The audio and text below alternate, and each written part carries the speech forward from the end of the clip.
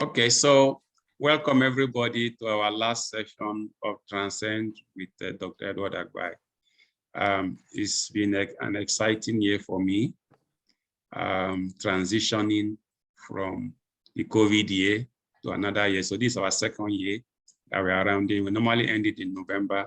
So that way, Transcend with Dr. Edward Agbai is a mentorship program for business startups. So we take a variety of topics and we give them business mindset for them to stay in business. Having been an author, which I was welcomed into the fold this year, I saw the business part of it and the benefits that I can get. So it was really exciting when I spoke with Michael Afenfia, and Michael Afenfia was willing to come on board to talk to us about his books, how he writes, his secrets about writing, and what writing has done to him, and the business part of writing. So please, you will be having some nuggets. Make sure you have your book and your pen, and then Michael will take us on the topic about writing and the business part of writing, because as business people and startups, we're always looking at the money part. Yeah, we want to touch society, but we also look at what are the money parts. How do we turn our writing, our ideas? What is locked in our head? How do we turn it into money and make it this thing? So Mike, you have the floor. You have people from the US, from the UK, from Nigeria, and those of us in Canada. So you do introduction of yourself that way, so that you get yourself properly introduced as you want to, and then you take it out from there. Thanks for coming. You are welcome. Thank you so much, Edward. Do you want to make me, can I share my screen? You're muted. Sorry, you can share, go ahead. Okay, I can share. Oh.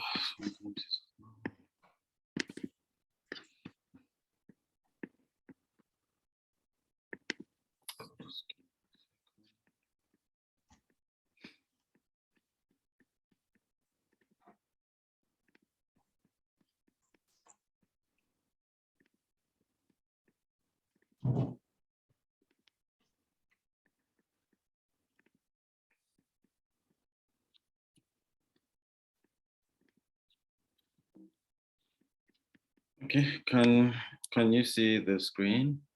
Yes, yes, we can. Yes, we can.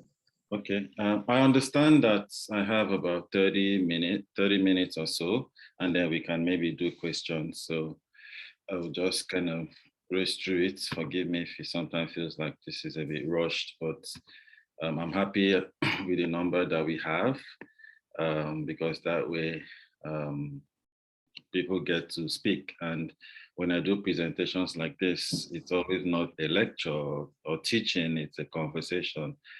So I would learn from you, would learn from me, share your ideas, and I'll share mine. And I've tried to, okay, yeah, I was supposed to introduce myself. My name is Michael Afenfia. I live in Canada with Edward. I'm a cultural bridging facilitator in a settlement agency here in Saskatoon. Essentially, we help newcomers settle and make a home of their immigration experience. Before that, in Nigeria, I trained as a lawyer, have an MBA. I've worked in government and non-governmental organizations, done a couple of exciting things. I've been in done a couple of interesting things, worked with a number of interesting people, and I've learned a lot from them. But these days when I fill forms, I forget I'm a lawyer and not everything else, and I just stick to my writing. And I like to describe myself as a writer, a storyteller now. And today we'll be talking about the beginning of all things, writing, and a short outline. We'll talk about the power to imagine, and then we'll talk about the power to write, and then the power to be noticed. And hopefully in these conversations, we will get to the meat of what we hope to get out of this session. So let's begin with the power to imagine. I like to think, and maybe I'm wrong, that everything starts with our ability to imagine it, right? Our ability to think about it. And so to be successful at anything, you have to have a good imagination. Growing up, sometimes we were chastised for having too much imagination, and so you have to live in the present world. But just think that from the planes we fly to electricity and light bulbs in our home, the clothes we wear, everything was imagined by someone, right? And if people didn't imagine those things, where would we be today? So from that imagination, from just being able to think about it, having a problem and imagining a solution, we sometimes are able to work on that solution. So for everything, including writing, I think that the first place to start is by imagining and being able to use our imagination. Yeah, so again, that's where it all begins, right? Just being able to imagine something. For those of us who have immigrated to new countries, again, still the same thing. There was a time when we were back home in our countries and we imagined, what would it be like to leave this country and move to another country and have a new experience? And now we're living it. And the slide up here mentions a name, and those of you who are Nigerians who have lived in Nigeria might be familiar with the name Okonkwo. I don't know how many of us are familiar with that name and the book Things Fall Apart. Yes, I am. I'm familiar with it. Things Fall Apart by Chinua Achebe. Awesome. So just think about it, right? That book was written in 1964 or something like that. And how many years later we're still talking about it?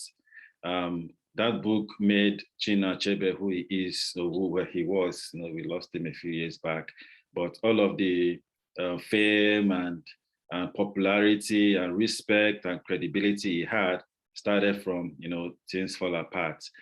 But what is Things Fall Apart actually? Is something he imagined, and the character of Okonkwo is so iconic that for many years after it translated into film, people will see the person who acted and call him Okonkwo.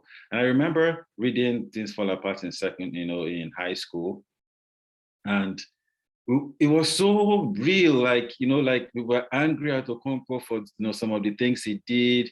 The episode with Ikeme Funa, it felt like this was somebody you just wanted to go and shake his head and punch him. Even, what did you do? Why did you do this? That sort of thing. And that's how real that is. So again, this is the product of someone's imagination, and let's not forget that. Why do I have Akiampopo on the screen? Simple, because for so many years, people forgot the names of these two guys here. They totally forgot their names, and they will call them Akiampopo for many years. Whenever people saw them, there are these two. For those of you who are not familiar with Nigeria, there are two Nigerian. The two Nigerian actors who are doing well over the years, of course, consistently doing well in Nollywood. And they're little people, but have done very great movies in Nigeria, popular and successful in Nollywood. And they did a movie many years ago. And in that movie, the names, of course, Akiampopo, and people would forever call them Akiampopo. So why am I bringing this up? Because the imagined kind of became the reality, right? People will see them on the streets and call them Akiampopo and forget their names. So they assume this imagined personality that was the creation of someone, right? And again, just to portray, that's how powerful our imagination is. I would ask us, maybe if we can, just think of some character, some some characters that maybe have assumed personalities that maybe even have become more powerful than real people. So I will start, and love. Let's talk about love stories. Whenever people talk about love, relationships, what two characters come to mind, or do they use as example? Romeo and Juliet. Perfect, perfect. So people even forget the real, like, okay, maybe Barack Obama and then Michelle Obama are good examples of a good, they will just go to Romeo and Juliet. That was Shakespeare's creation of so many centuries ago. So somebody wants to try another. Titanic. Exact. Oh, Titanic is kind of like real because that story happened. Okay. But people will see the characters who played it, Yes. Jack and still Leonardo DiCaprio. Yes. Exactly. See him and still be like, oh, he's the guy from Titanic. Yes. I think that actually it was him who went through that experience. Harry Potter is not real. Harry Potter is not real. Who else? Okay, we know, let's say, we know Spider-Man and all of the superheroes. How many people here can, confidently say, oh, I know who created Spider-Man? You see, that's a guy called Stan Lee, but nobody knows Stan Lee. People know Spider-Man. So the creation is more powerful than the creator, right? So again, it takes us back to just being able to imagine stuff. And then let's go from imagining, because that's where it all starts. And I urge you to explore that. Don't be afraid, don't feel weird. Don't let anybody tell you you cannot imagine things, right? Imagine anything you want. And from that point on, it's entirely up to you. The power to write. Edward has said in the introduction that I might teach you some things about writing, but really, what do I know? What do I know? For me, I say like there are no rules. There are no rules. Yeah, exactly. Bukola says that the character is more popular than the creator, and I totally agree. I totally agree with that. And have I gone too far? Sorry. So yeah, I say there are no. I remember I was in an event in Nigeria a few years back, and I was on a panel.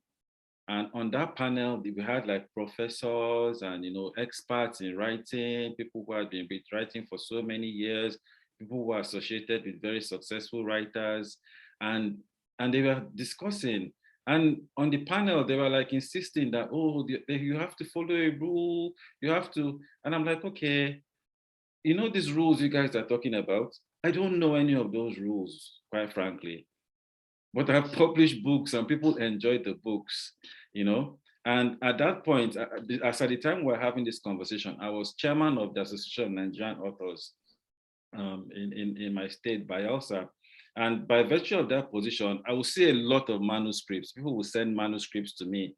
And even now, they still do. And a lot of the people who send manuscripts to me, some of them at least, are professionals, are members of the Association of Nigerian Authors, and they will send manuscripts to me. And sometimes I don't have the courage to tell them, oh, guy, you have to do something, go back. And these people know the rules, right?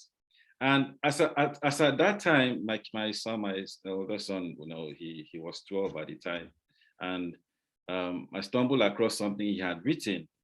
And considering how many manuscripts I was exposed to at the time, and I saw he had written a story that had a beginning, a middle, and an end. And I'm like, this kid doesn't know the rules. So how did he do this? He just wrote from his heart, So sometimes don't be bogged down by, because a lot of people will be, oh, my punctuation is bad, my spelling, my grammar. When even now, when I'm done with the manuscript and I send it to my first set of editors, they're going to come back to me even before I move to Canada and be like, oh, Michael, you're giving us too much wahala. You always mix up American spellings with with British spelling. So I will go organizing. Sometimes I'm doing XING. Sometimes I'm doing ZING, and I'll mix all those all up. But I'm like, okay, but I'm still telling a story, right? Let the editors, that's your job. Clean up all that mistakes or whatever it is, but just enjoy the story. So I have tried, in my personal experience, not to worry so much about the rules, because when you're frightened by the rules, then you would never write. But just write. There are people whose job it is actually, who get paid to review manuscripts and edit and copy and do all those things. So why do you want to do their job for them? So that's my personal philosophy. Not because there are no rules, there are rules, but don't let your lack of understanding or even awareness of those rules stop you from starting. And that's, for me, if anybody says, oh, Michael, what's your secret to writing? That is it. I just go and I follow my heart. So we're still talking about the power to write, right? Because we have imagined, right? From imagination, we somehow have to translate what we have imagined to a form that other people can appreciate. So if you can imagine it, then you can write it. You can write it. Are there distractions? Are there things that will stop you from doing so? Of course there are. But again, because you have imagined it, you can write it. I've put up this slide, and this is His Royal Majesty King Bubarai Dakolo. Is a king, a traditional ruler in one of the big clans in Bayelsa, where I am from. And why have I put this up? Because in 2018, he invited me to his palace one day and he said, oh, Michael, come, let's have a conversation. And I went and he said, I'd like to write a book. So really, but like, I'm a soldier, like all my life I've been in the military, like I've wanted to be, started out in military school.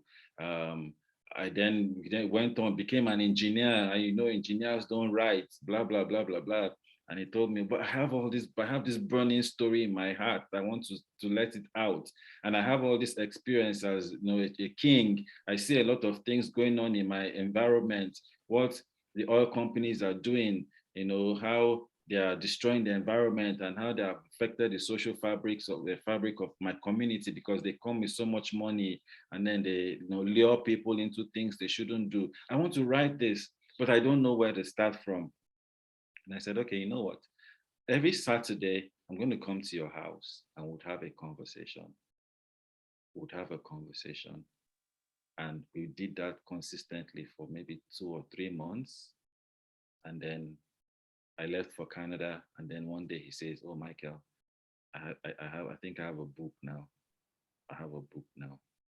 And this is the book which was published, I think early this year or late last year. He imagined it. He had that burden. And why am I bringing him up again? Because a lot of us will say, no, what? I don't have the time at my job. He's a traditional ruler. And he wrote a novel. And I'm not saying all of us should write novels, but we can write something. And there's so many things, like if you bought, I just opened the blender a few minutes ago. And when I opened unboxed the blender, there was this paper, like a whole paper that fell out of the carton. And it's an instruction on how to use it, right? Somebody wrote it. People would say, I'm a mathematician. I don't know, like, how can I write?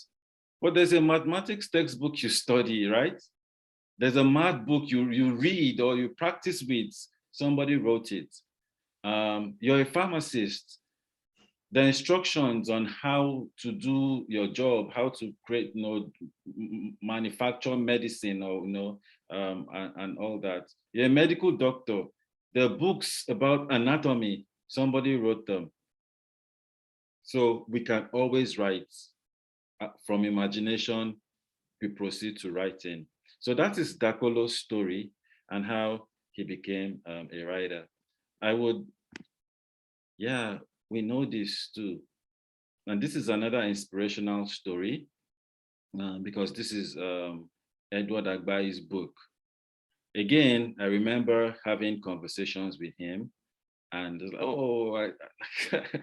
I don't want to just leave my experiences, as an oil field worker.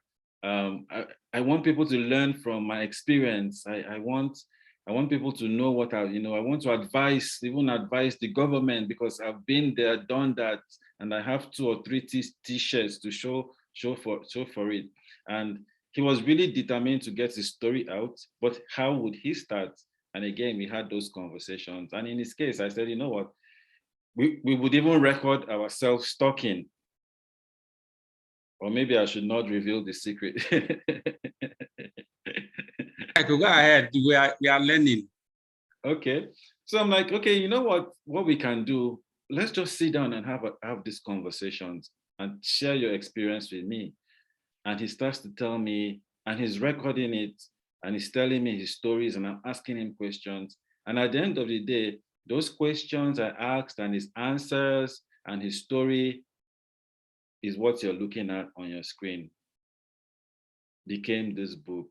So is it difficult? Yes. But is it doable?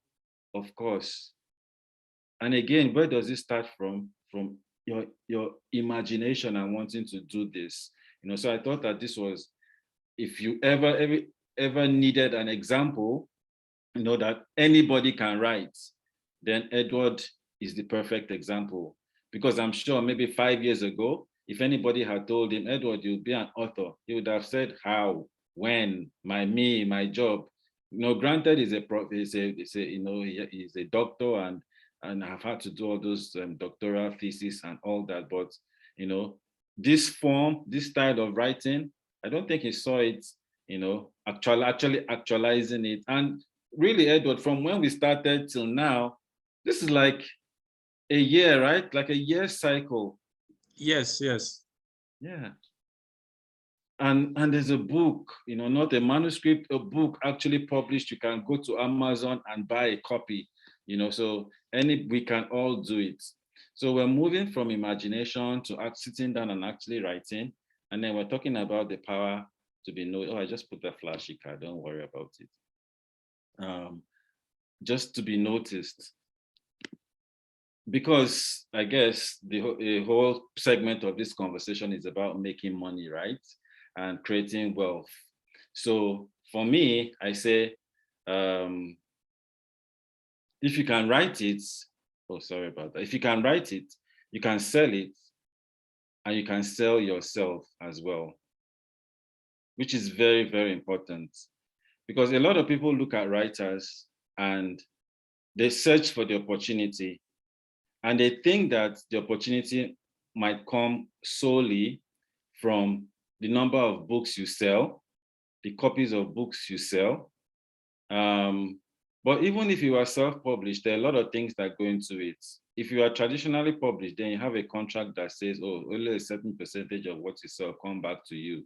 So you're doing you're seeing your books all over the place, but just like music, maybe, there's all these contracts and agreements that just says this is how much that is going to come to you. So how and again, let's look at it. I know the cost of books.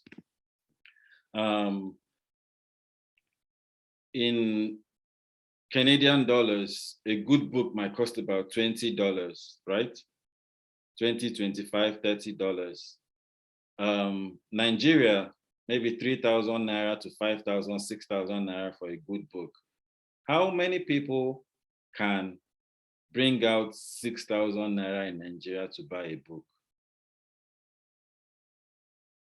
If it was like these days, maybe music, even if you still buy music, maybe from Apple or something, a good song, $1.29.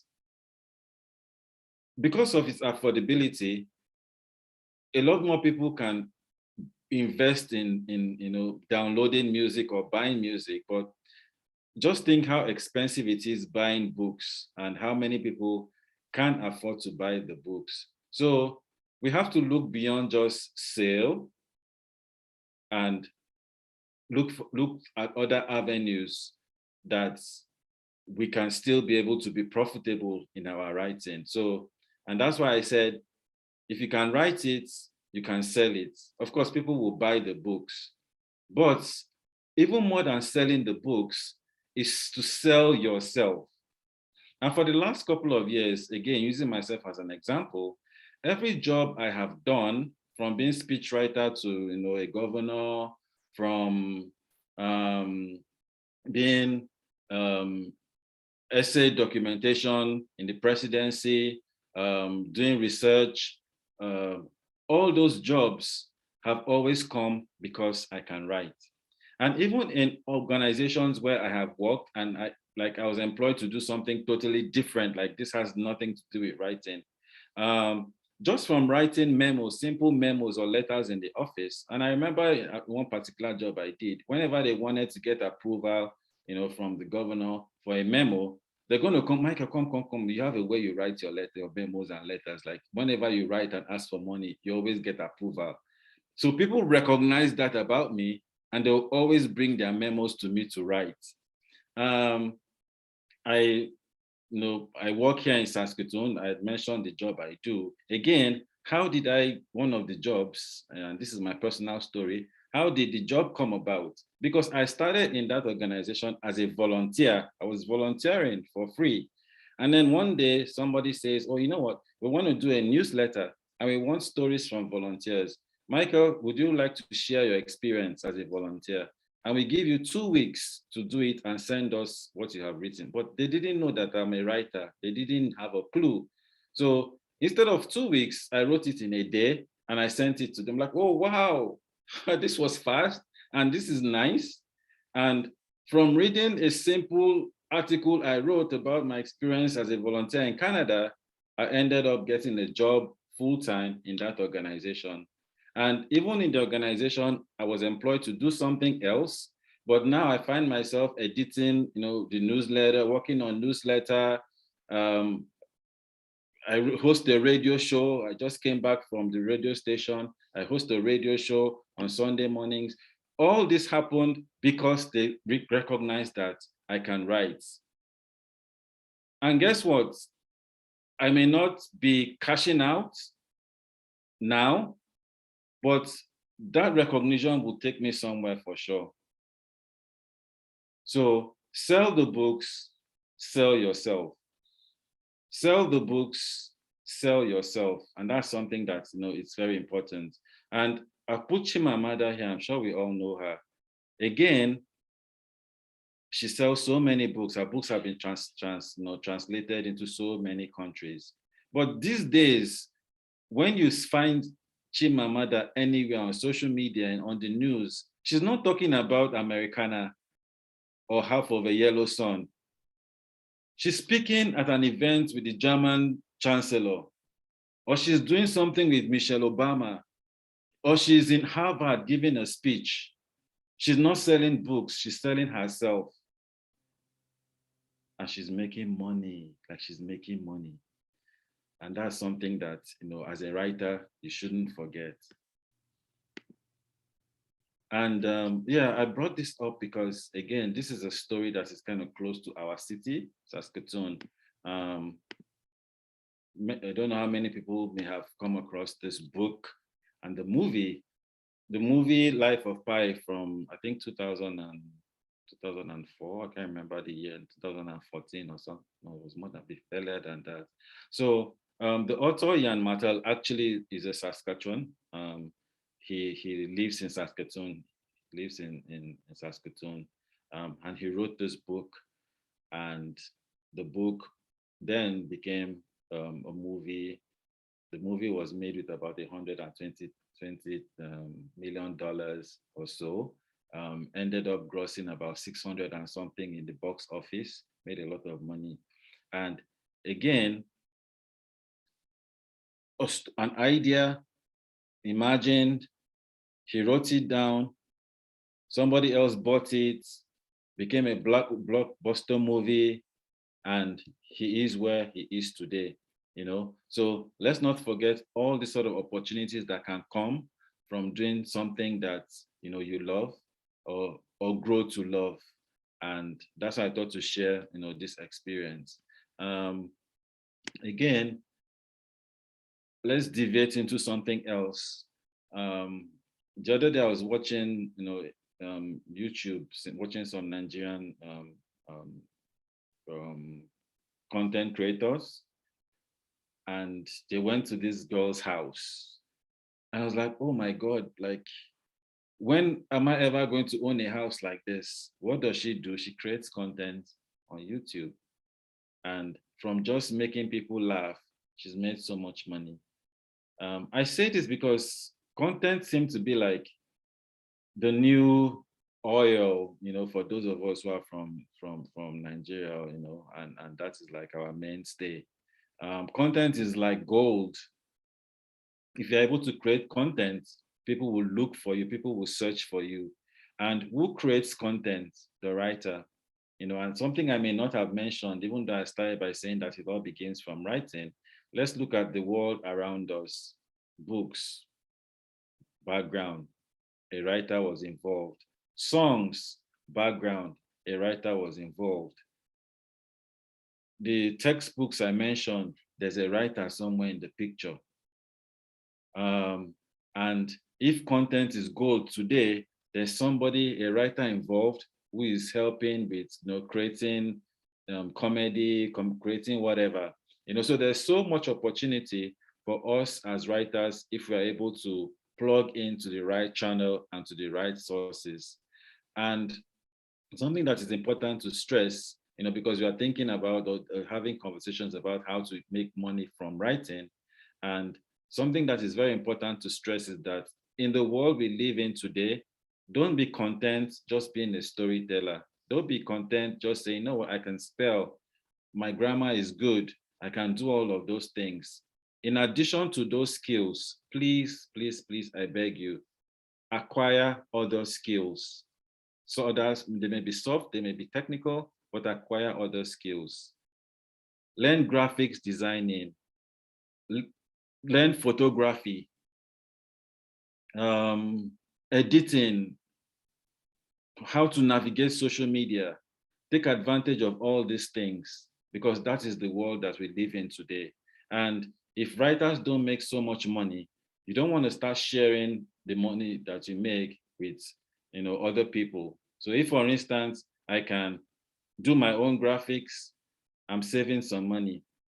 And I can then take advantage of what is going on in social media, you know, which is a whole conversation altogether that us writers and, you know, anybody out there who wants to write should also begin to think of how to take advantage of the opportunities that are in social media to make wealth. And I like what is going on in Lagos, and what has been going on in Lagos for the last few years. These days, I don't see it so much, but I know like 2 or 3 years ago, or even a year ago, there was hardly any big event that happened in Lagos, you know, any corporate event with banks and companies that they would not invite a poet, a spoken word artist to come and say something, you know, perform. And in those performances, they get almost, you know, as much pay as if a musician, Davido, or somebody came. Well, Davido is going to collect much more, but they're going to be paid to perform or read a poem or do something, and they're making money, you know, from those opportunities. Another thing, you know, which I shouldn't forget to add, and maybe I might close with that and take questions, is even the opportunities for recognition. I'm saying like, don't write for awards, whatever, but those opportunities also exist, that as a writer, you can write something that is really good and you would be recognized for what you have written. So recently, you know, a writer in Nigeria got $100,000 for winning the LNG prize for literature this year.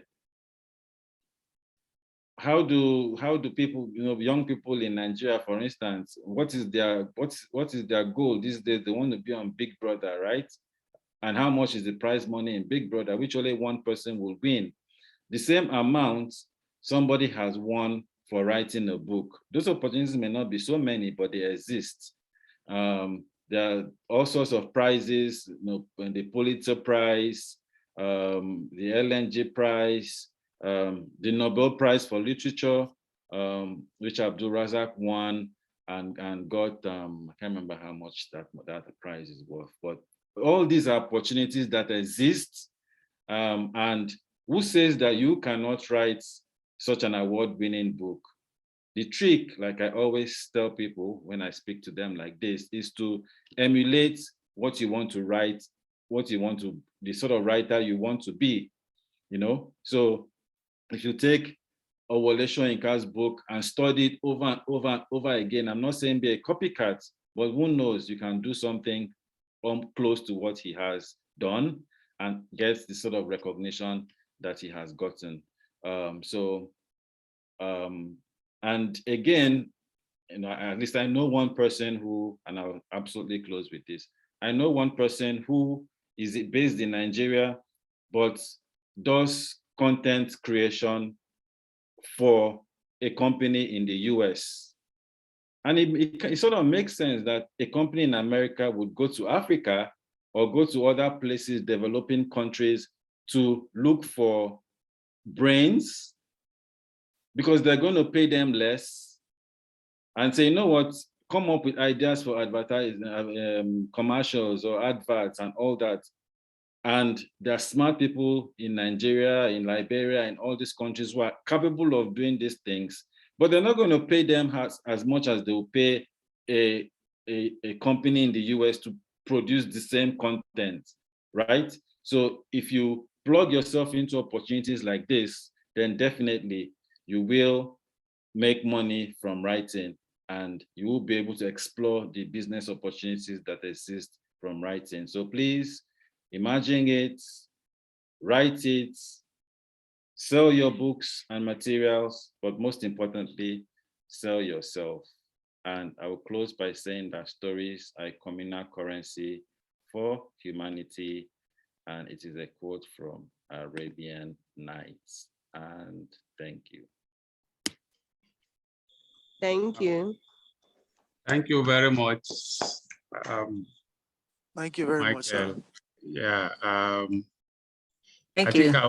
I will just keep the floor for questions. I have mine, but I'll ask you personally. So, so let me give it for other people. So please go ahead, ask your questions.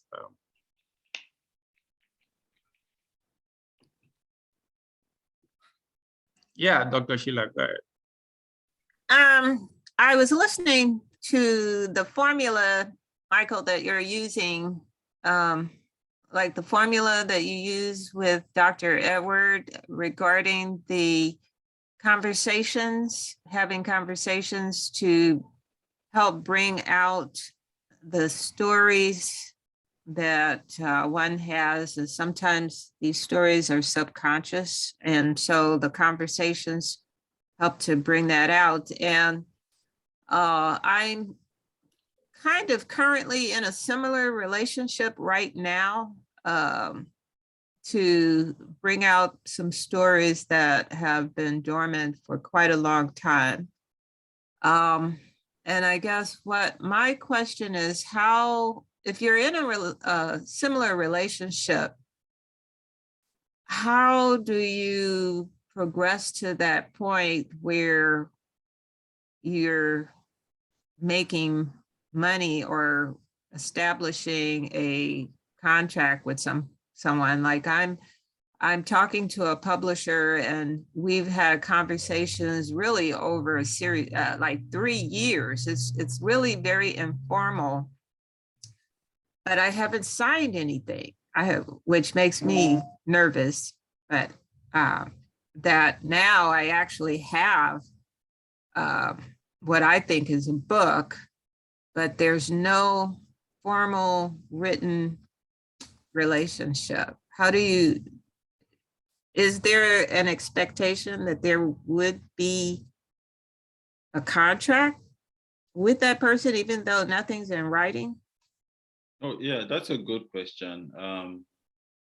There should be an expectation, if this conversation have been going on for a while, and if you are able to, so in my case, these days, I would get contracts even before I have a book to say, okay, Michael, would like you to would like to work with you. But it wasn't always that way.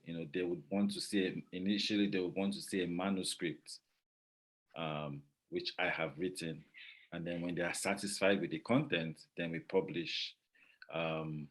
So do you have a manuscript ready or substantially ready that these publishers are looking at now? I do have a manuscript ready. So I like what you said about don't feel inhibited about your spelling and about the editorial, because there's other people to look at your grammar and all that stuff.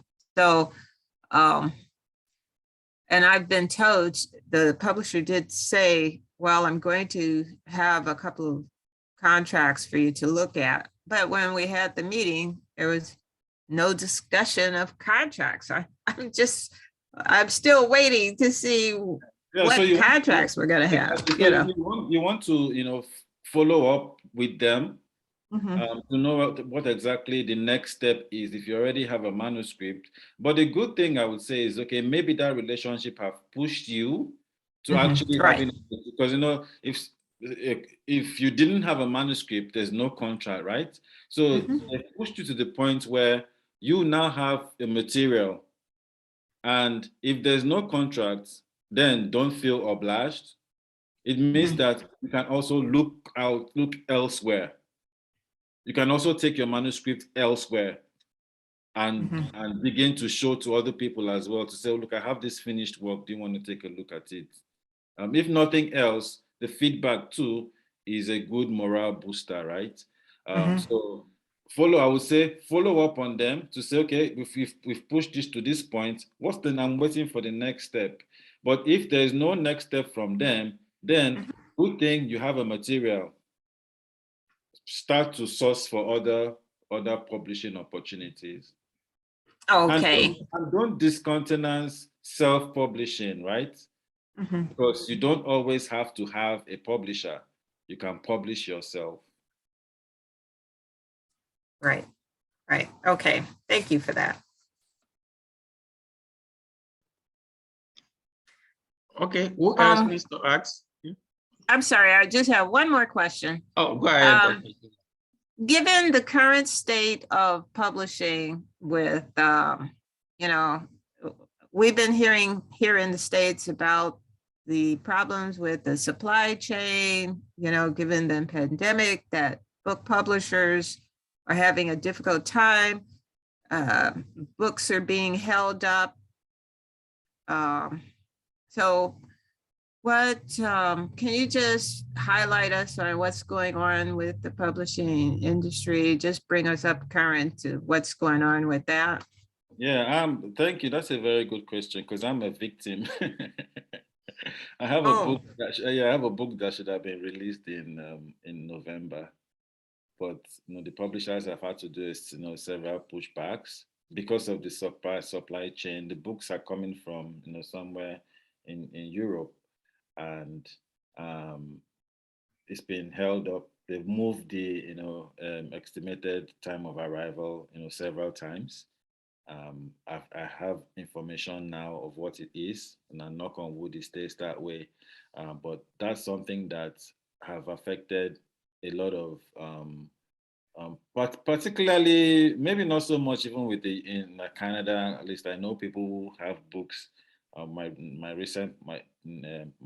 latest publishers in Canada, are working on a number of books, and they're able to meet the timeline because the materials are here.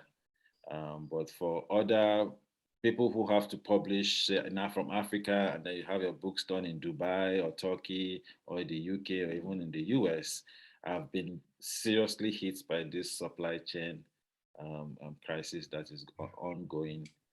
So that's something that really have affected this year, and particularly this year, have been writers have been affected by that Why thing. don't you do the ebook then? Why? Well, because some people still like the ebook. Some people still like the trade, like to have the physical book. So people still like. People have told me, no, what we'll wait for. Don't worry, we'll wait until we get the book. And another thing, conversation that publishers. A lot of people like to go it on their own. So sometimes if publishers maybe within a certain geographical area can say, you know what, we have 3 books amongst ourselves and there's 6 of us, so why don't we come together, schedule our publishing at about the same time, so that we can take advantage of the shipping, the cost, and whatever other logistical need can be shared. That's something publishers in other jurisdictions need to consider, but well, you know how it is. People want to know what, I don't want to talk to that guy. I want to do my business by myself, but it's hurting the business. It's hurting them, and it's also hurting the writers. Like if my book was published now, it'd be on people's Christmas list, right? But now I don't think that might happen. Okay, thank you. Dr. Neka's hand is up. So Neka, please go ahead. Thank you. You don't have to have a publisher. You can publish it yourself. That's an interesting comment. How do you do that? Thank you. Okay, is it Dr. Neka's hand? Yes. Yes. Yeah, self-publishing is a very viable option, and in that case, you're talking to a publisher, right? But there is no contract that says that they're going to invest their money in the book.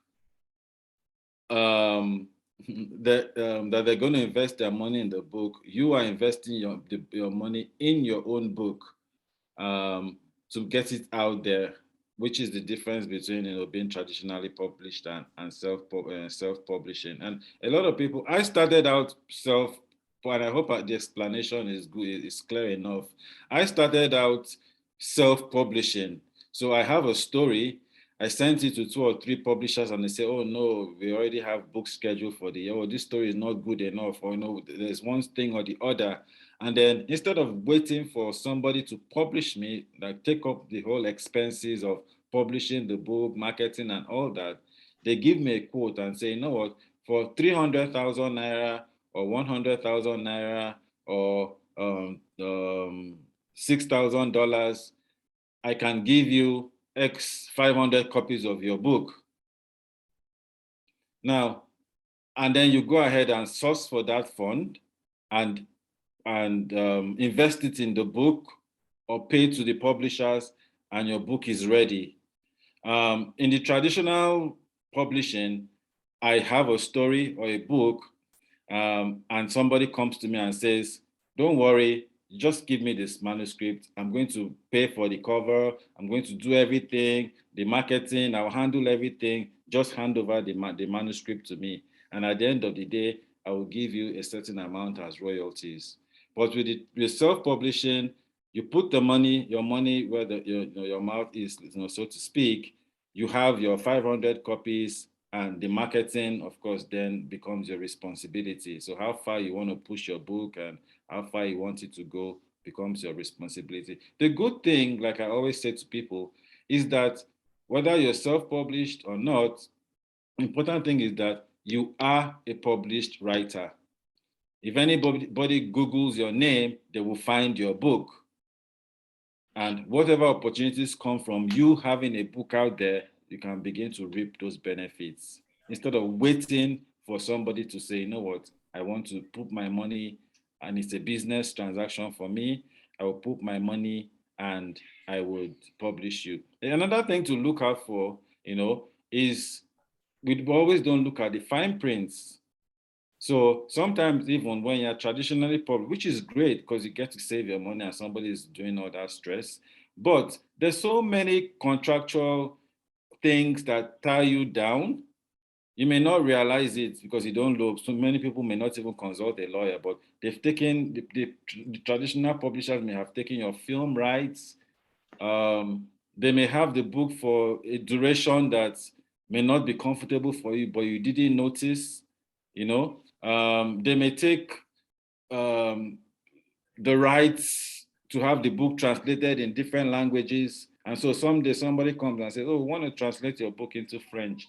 That's when you go back and read the contract and realize, oh no, I cannot translate this book into French. I have to go back and discuss with these people first. And if they say yes, then I can. But with self-publishing, you kind of avoid a lot of all those bottlenecks. The downside is that you may not have the resources to market the book as much as if you had, a big publishing firm supporting you, promoting your work. And they're also able to book events for you, right? So you're speaking at events, you're doing book tours and book signing and all those things. Yes, a follow-up. Right. When you want to talk about self-publishing, what's the difference between printing your book and publishing the book? Because from your explanation, you put your money into it, the book is edited, the hardcover is out or the e-cover is out, and it's left for you to push it to the market or to be able to make yourself visible as you may want to. Could that be seen as printing? No, so as distinct from publishing? Yeah. So printing would be like, I just typed it, then I print it out, then I photocopy it, then I share it to people, right? The sector is like most industries regulated as well. It's regulated. So you have to have a publisher. There has to be a publishing outfit supporting you. You have to have an ISBN number. The book has to be registered with the library. Except you have a publishing, and again, let's use the parallel with the music industry. A lot of young musicians have realized that they're being undercut by the big music industry. So what do? They set up their own label. So you can register a publishing company, but you have to play by the rules. You have to follow. I can't just wake up, I don't have a publishing, I just put Michael Afenfia and put it out there. Then I'll be violating rules. Like, there's all sorts of legal issues involved. So you have to work with a publishing outfit. But the difference is, okay, maybe that publishing outfit is not, I and Agbai can come, Edward can come together and say, okay, no, let's open a publishing outfit so that we can help younger authors or writers become published, right? So we have a publishing outfit. And if you have a manuscript, you approach us and what you said, then package it together and print as many copies as you require or you have paid us for, but you're not doing it by yourself. You're doing it under because like I said, there are regulations involved. When you publish a book in Nigeria, for instance, certain copies must go to the National Library. Certain places must have copies of those books, and all those rules and regulations must be complied with. And the publishing outfits have been set up, in their registration to handle and deal with those things. Thank you. Okay, thank you. Any other question? Okay, we are rounding up on the hour. Okay, no other question. Thanks, Bukola. Your comments. Oh, shame. I was hoping to buy some for Christmas. Sorry. Michael, you have broken somebody's heart. Well, let's keep our fingers crossed. Maybe we can still have them before Christmas. Okay, so thanks, Michael. Like I said, my questions I asked you. Yeah, you just brought a business idea that we can open a publishing firm. I'll look at that business concept. And I think that is something that we should do to actually help, probably pro bono, because I have always looked at the business concept of non-profit, the way it's run here, pro bono for this, but like I agree with you that my published book, it has given me, I published the book in July. The visibility I have had between July and now, I tell people, so I am one of the apostles of telling people that, yes, just write something and publish. Don't become celebrated like Michael Afenfia, but just write. So that when people are talking, you can say that I am also an author. So for me, that is my point. So thank you, Michael, for this time. We have what we call the happy hour. I know I promised Dr. Chila I'll talk to her, and I told her about this. We have what we call the happy hour. And because we are doing the last part of it, maybe some people, that's when people will actually go, this is formal. They are very close and they are very formal. When we go to the happy hour, that's when they go very loose and they talk. We do that for 30 minutes every distance. So I don't know if you want to stay or if you are busy. So we have the happy hour. We'll close this section. Anybody that wants to leave, we leave. Then we'll go to happy hour and discuss real issues that affect us and this. So I want to thank you very much, Michael. You've been an inspiration to me. And I know that you are doing great things, and I wish you all the best in your future endeavor and what you're going to do in life. For me, I told you I have one, and when I told you that I have two more, you say, yes, now I'm getting real. I have two. I'm just like Dr. Chila. I'm waiting for, I'll send to the editor because I want to buy an international publisher. And how do I do that? I want to publish one in Canada and one in US. Then let them tell me I'm not an international author. So that's my reason. I have to, I'll be sending it out next year. I'm not in a hurry. I'm still trying to get the honeymoon of my first book. So I have 2 and 3 that will be coming out. And also Dr. Chila recruited me into another book writing project of about 5 books. I know she will be on my tail to ensure that those books come out in 2022. She's coordinating one, which is the work experience bit, and she has a whole lot of work experience to share. So I want to thank you for coming. Thank everybody for today's session. And then this will be our last for the year. And then we'll see everybody in January. Thank you. Happy hour starts after now. Thank you. And bye. Thank you, Michael. Thank you, Dr. Edward. Thank you. Thank you. Thank you, Michael.